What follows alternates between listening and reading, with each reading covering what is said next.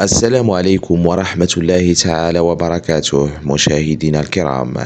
نضع بين أيديكم في هذا الفيديو التفاصيل الرسمية لموعد المباراة المرتقبة بين المنتخب الجزائري ونظيره الليبي، وذلك ضمن منافسات الجولة الثالثة والأخيرة من بطولة اتحاد شمال إفريقيا لأقل من 16 سنة نسخة 2026، في مواجهة تحمل طابعا تنافسيا مهما ضمن مسار هذه البطولة الإقليمية.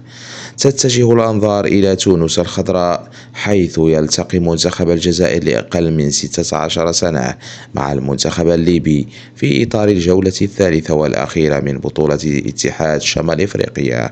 وتقام المباراة يوم الأحد الموافق للثامن من فبراير 2026 على ملعب مدينة مساكن في تونس.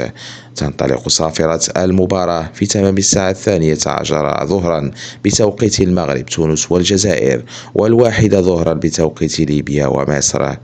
أما بالنسبة للقنوات الناقلة فمن المنتظر أن تنقل هذه المواجهة مباشرة عبر القناة الرياضية الجزائرية والقناة الوطنية التونسية، وذلك بحكم استضافة تونس لجميع مباريات البطولة.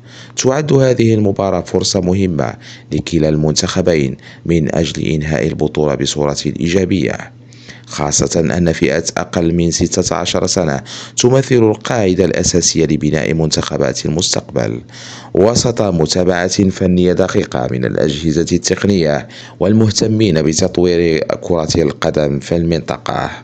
مشاهدينا الكرام، موعدنا يوم الأحد الموافق للثامن من فبراير 2026 مع مواجهة تجمع المنتخب الجزائري والمنتخب الليبي لأقل من 16 سنة ضمن الجولة الثالثة من بطولة اتحاد شمال إفريقيا. ننتظر آرائكم وتوقعاتكم في التعليقات. من الأقرب لحسم هذه المواجهة؟ وهل ينجح المنتخب الجزائري في فرض أسلوبه أم يكون للمنتخب الليبي رأي آخر؟ وإذا أعجبكم الفيديو فلا تنسوا دعم الفيديو بالإعجاب والاشتراك في القناة ليصلكم كل جديد الكرة المغاربية والإفريقية بمصداقية واحترافية.